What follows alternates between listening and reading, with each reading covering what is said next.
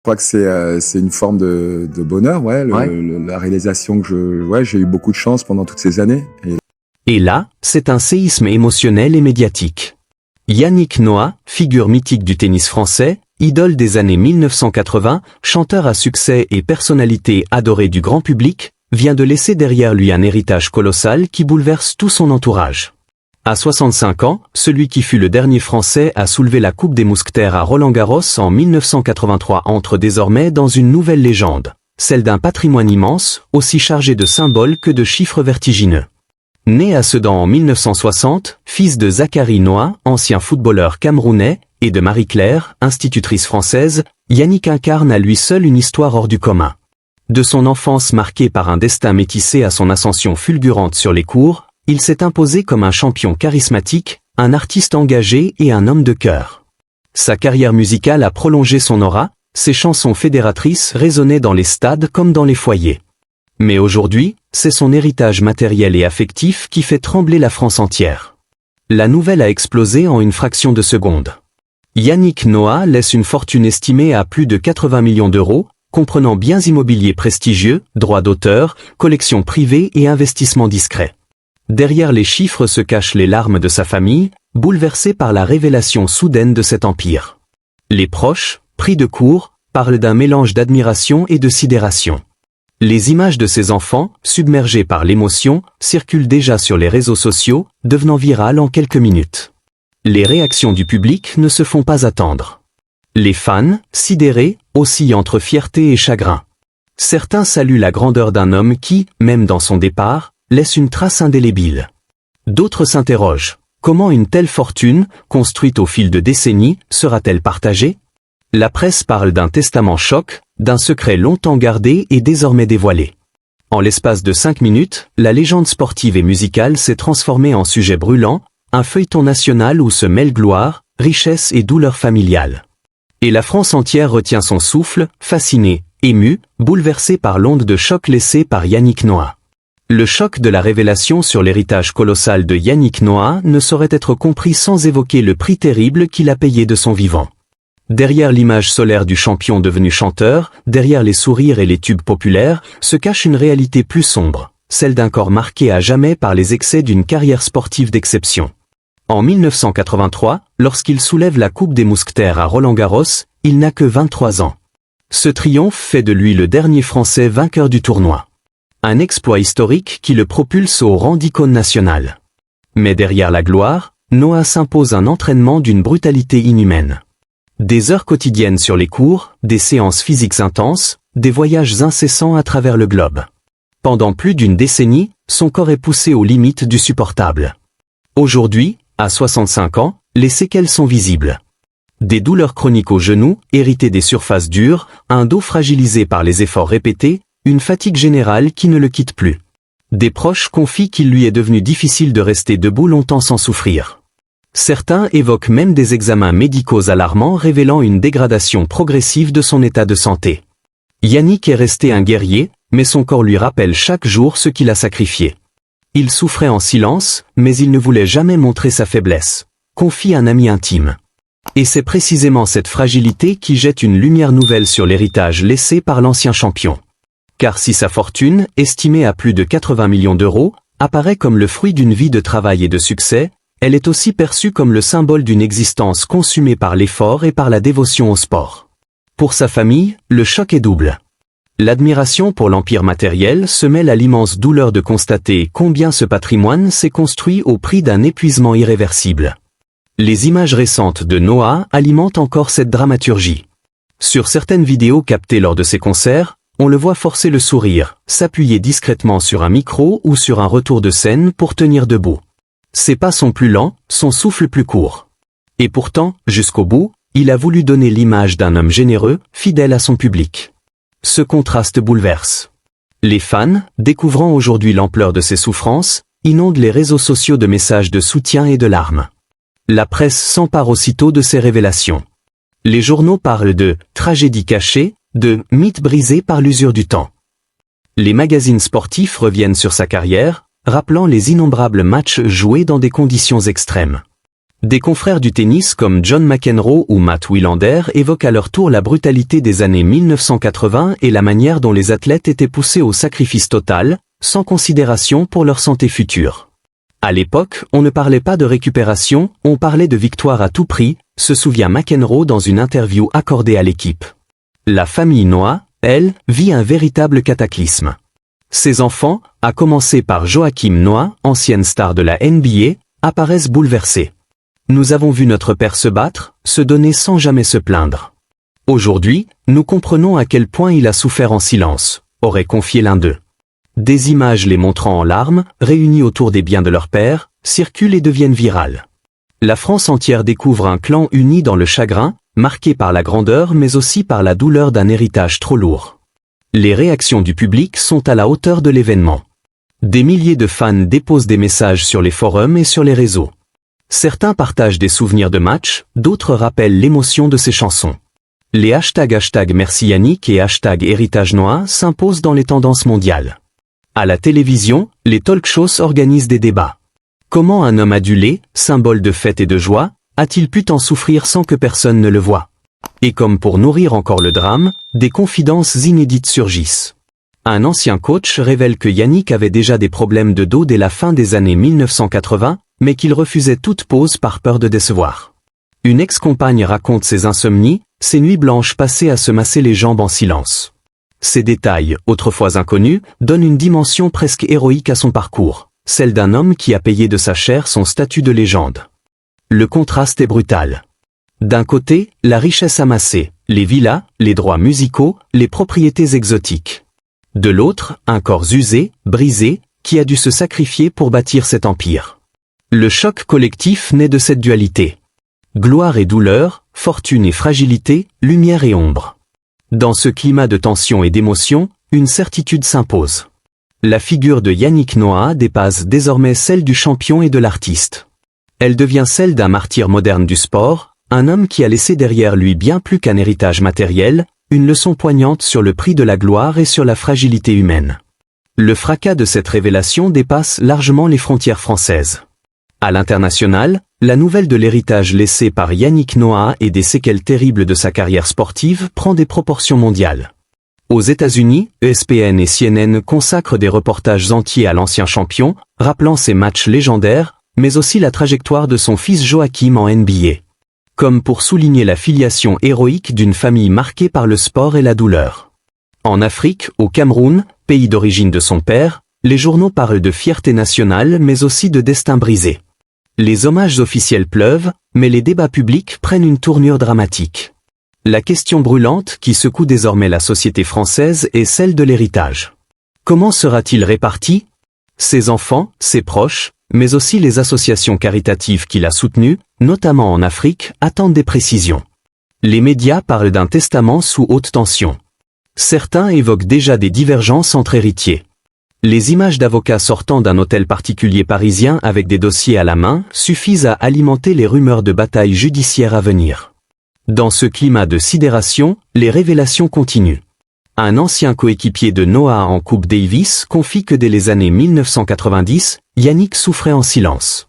Je me souviens de lui, assis seul dans les vestiaires, se tenant le dos, incapable de se lever. Mais une heure plus tard, il entrait sur le court avec un sourire immense. Il jouait pour le public, même si chaque pas lui arrachait une douleur. Ce témoignage, repris en boucle par les chaînes d'infos, bouleverse les fans qui découvrent un Noah martyrisé par sa passion. La presse People, de son côté, déterre des archives. Dans certaines photos, on distingue des grimaces de souffrance derrière les sourires de gala. Des vidéos inédites diffusées sur les réseaux montrent ses concerts récents où il devait s'asseoir à mi-parcours, feignant une pause artistique alors qu'il souffrait visiblement. Ces signes, passés inaperçus, deviennent aujourd'hui des preuves criantes du calvaire enduré.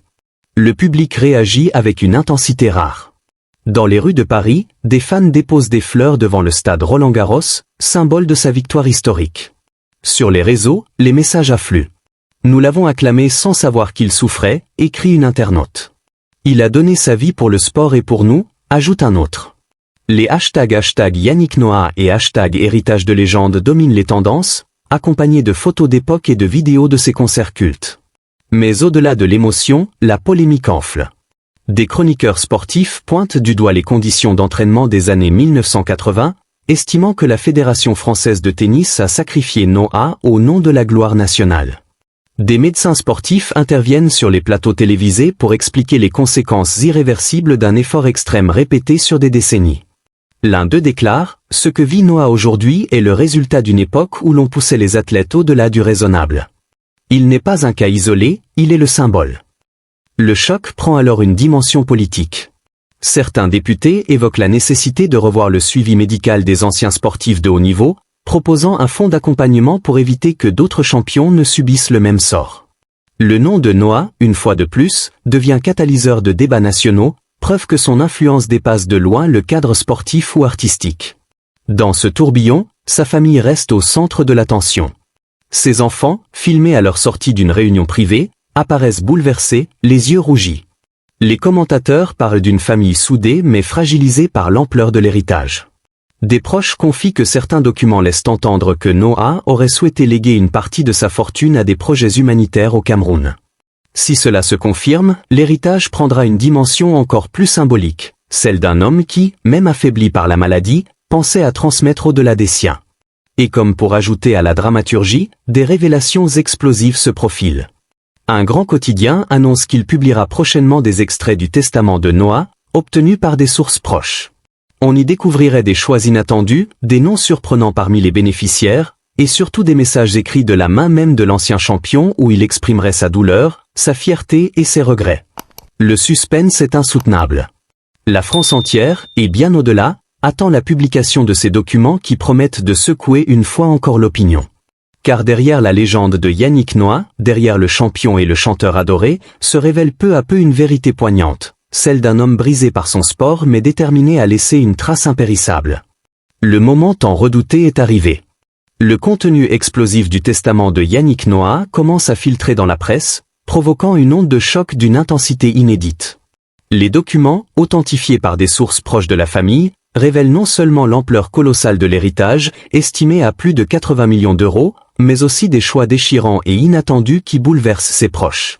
Car au-delà des villas somptueuses de Yaoundé, de Paris et du Pays Basque, au-delà des royalties musicales qui continuent de rapporter des millions, Yannick Noah a décidé de léguer une part conséquente de sa fortune à des causes humanitaires.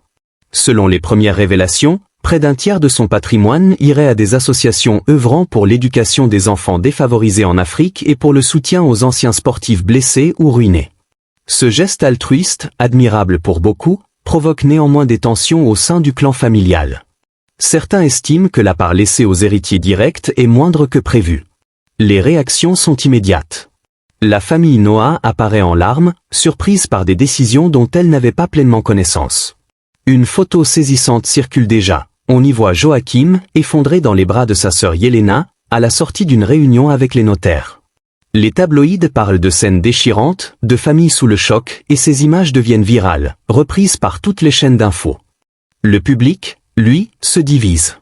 Certains saluent le courage et la générosité de l'ancien champion, voyant dans ce testament une continuité logique de ses engagements. Jusqu'au bout, il aura pensé aux autres, écrivent de nombreux fans sur Twitter. Mais d'autres s'interrogent. Pourquoi un tel secret? Pourquoi ne pas avoir préparé ses proches à ces choix radicaux? Les débats s'enflamment, chacun prenant position avec passion. Les célébrités prennent elles aussi la parole. L'ancienne championne Amélie Mauresmo salue « geste historique qui honore toute une génération de sportifs ». Le chanteur Patrick Bruel, ami de longue date, se dit bouleversé par cette révélation. Mais d'autres voix, plus critiques, évoquent une « trahison silencieuse », accusant Noah d'avoir placé ses idéaux avant sa propre famille.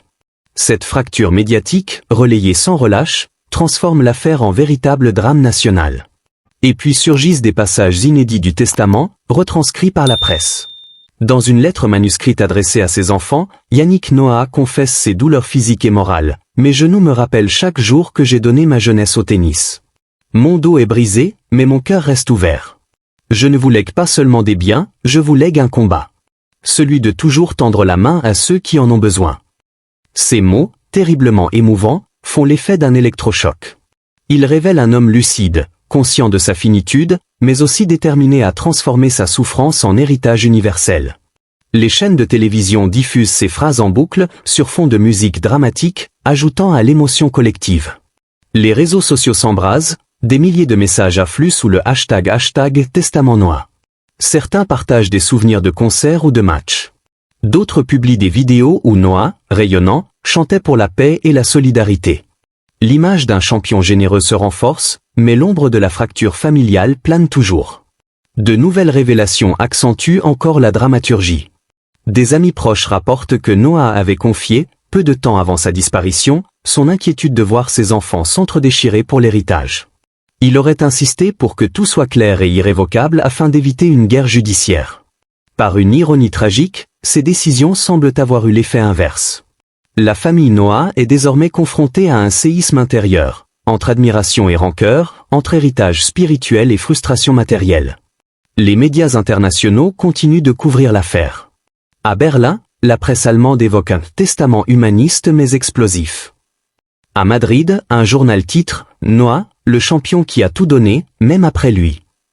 Aux États-Unis, le New York Times souligne la dimension universelle de son geste, le présentant comme un modèle pour les sportifs de haut niveau. La France, elle, vit suspendue à chaque nouvelle révélation. Les plateaux télévisés enchaînent les débats, les experts en succession et les psychologues de plateau dissèquent chaque phrase, chaque image, chaque décision. Les unes s'arrachent dans les kiosques, l'héritage des larmes, le dernier combat de Noah, gloire et douleur. Dans ce vacarme, une chose est certaine, Yannick Noah ne laisse personne indifférent.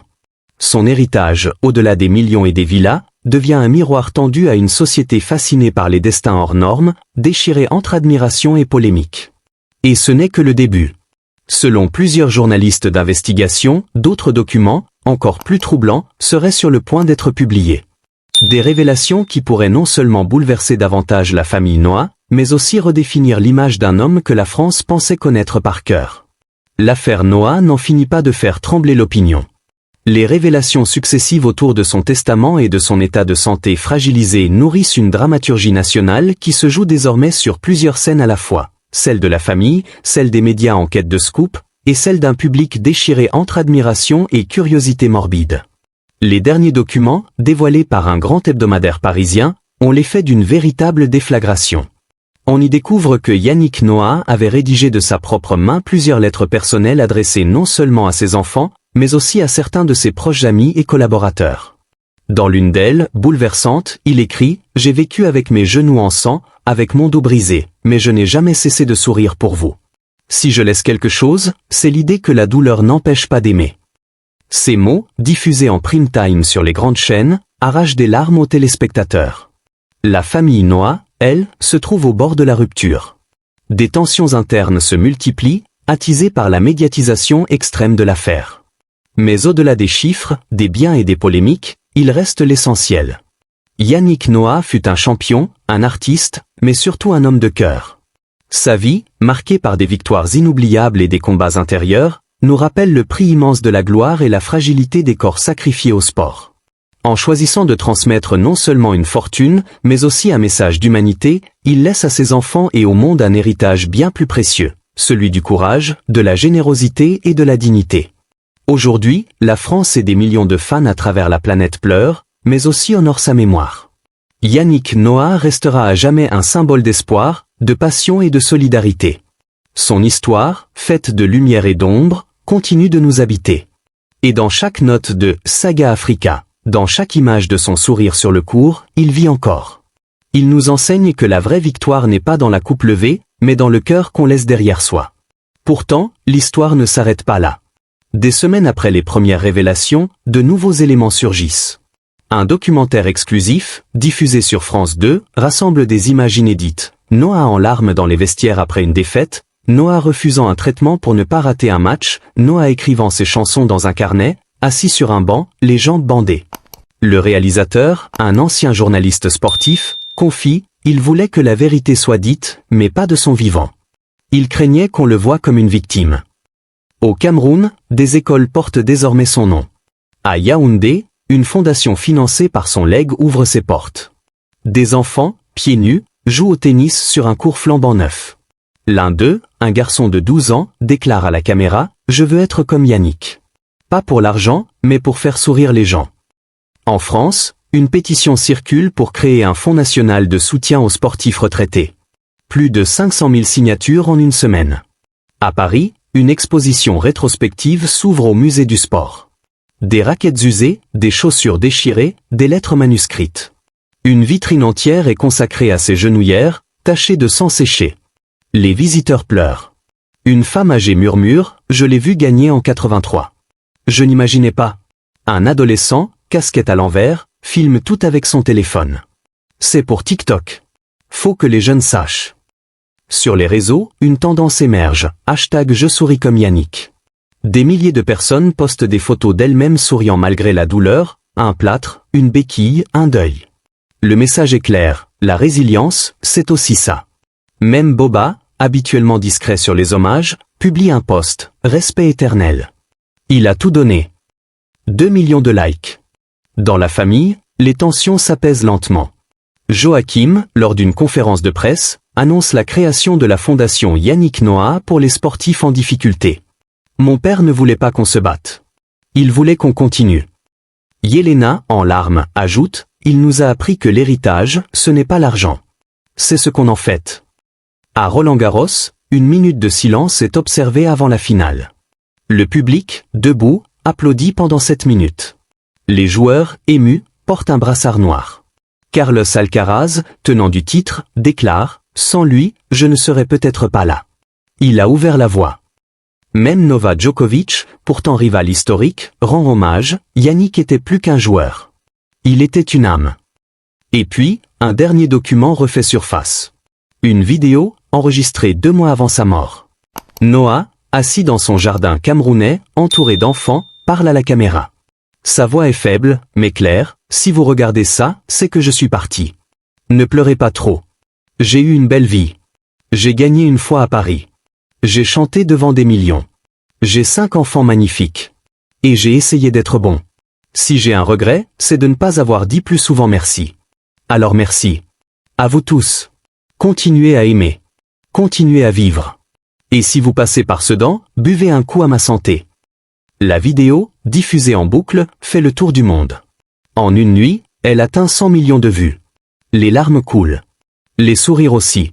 Car Yannick Noah, même parti, continue de fédérer. Il continue d'inspirer. Il continue de vivre. Des mois plus tard, un livre sort, Yannick, le prix de la légende. Écrit par un collectif de journalistes, il compile témoignages, documents, photos. Il devient best-seller. Dans les lycées, on étudie son parcours en cours d'éducation civique. À l'université, des thèses sont consacrées à l'héritage socioculturel de Yannick Noah. Au cinéma, un biopic est en préparation, avec Omar Sy pressenti pour le rôle principal. Et partout, on chante. Dans les stades, dans les écoles, dans les villages. Saga Africa retentit. Les enfants dansent. Les anciens pleurent. Et quelque part, dans le vent, on croit entendre sa voix. Ambiance, ambiance. Yannick Noah n'est plus. Mais il est partout. Dans chaque sourire forcé malgré la douleur. Dans chaque main tendue. Dans chaque rêve d'enfant sur un court en terre battue. Il a gagné. Pas seulement en 1983. Mais pour toujours. Et c'est peut-être ça, le vrai bonheur.